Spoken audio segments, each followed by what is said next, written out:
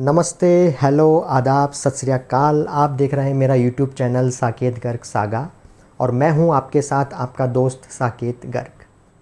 आज मैं शुरुआत करने जा रहा हूं अपने एक नए व्लॉग सीरीज़ की जिसका नाम है बहुत बोलता है साकेत।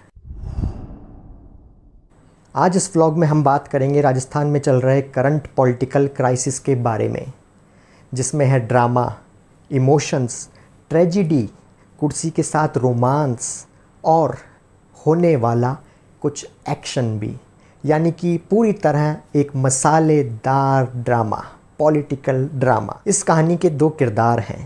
पहले किरदार हैं श्रीमान अशोक गहलोत, जो कि राजस्थान के मुख्यमंत्री हैं, और दूसरा किरदार है श्रीमान सचिन पायलट, जो कि राजस्थान के उप मुख्यमंत्री थे, 4-5 दिन पहले तक थे। इससे पहले कि हम बात करें हमारे टाइटल के बारे में, जो कि है कि श्रीमान सचिन पायलट और श्रीमान अशोक गहलोत के बीच चल रही खींचतान में सबसे ज़्यादा नुकसान किसका, इससे पहले हम करते हैं एक छोटा सा बैकग्राउंड चेक। तो बात शुरू होती है महान किसान नेता स्वर्गीय श्री राजेश जी पायलट के श्रीमान सचिन पायलट से। श्रीमान सचिन पायलट आज भारत के पॉलिटिकल सर्कल में एक जाना पहचाना नाम है। युवाओं के बीच में उनका अच्छा खासा क्रेज़ है।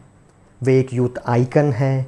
एक बार केंद्रीय मंत्री रह चुके हैं, 2 बार सांसद रह चुके हैं, वर्तमान में राजस्थान के टोंक से एमएलए हैं। और वहीं बात की जाए श्रीमान अशोक गहलोत के बारे में, तो श्रीमान अशोक गहलोत ने भी अपना पॉलिटिकल करियर एक युवा नेता के रूप में ही शुरू किया था।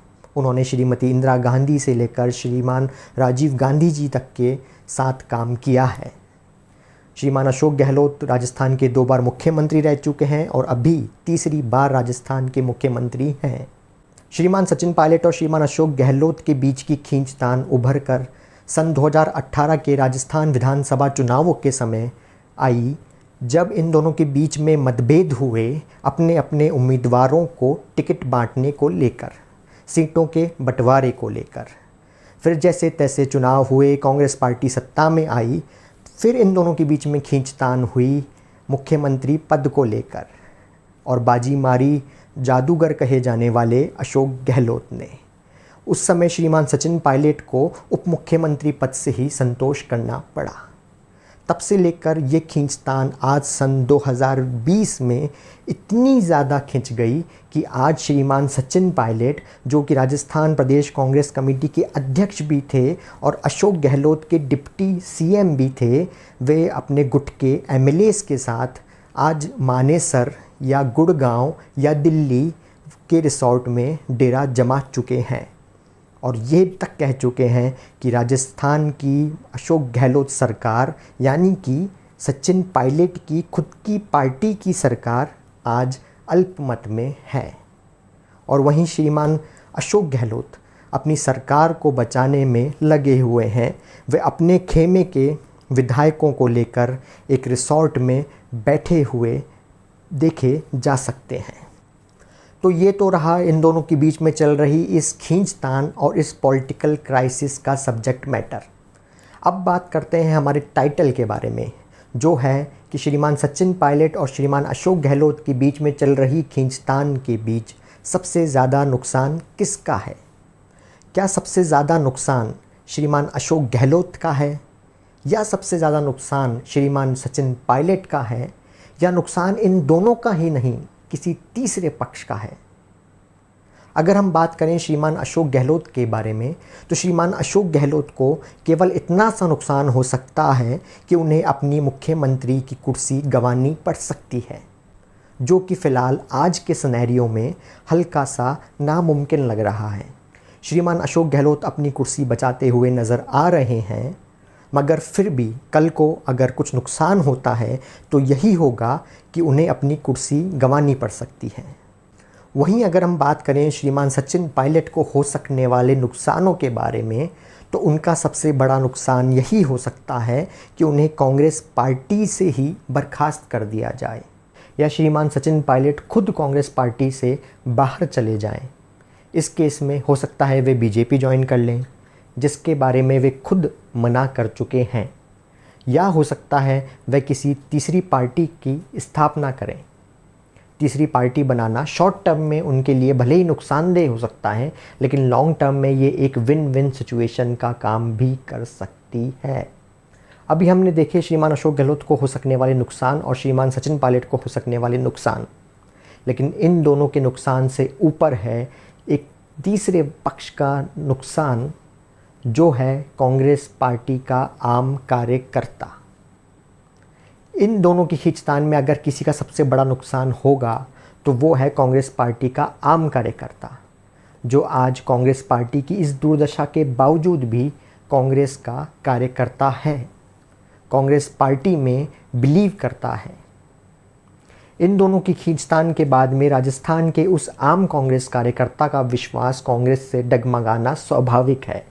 एक आम कार्यकर्ता जो श्रीमान सचिन पायलट को अपना सर्वमान्य नेता मानता था या अपना आइकन मानता था, या उन्हें देखकर जिस युवा ने राजनीति में कदम रखा था या राजनीति में आने की सोची थी, उस युवा को एक धक्का ज़रूर लगेगा।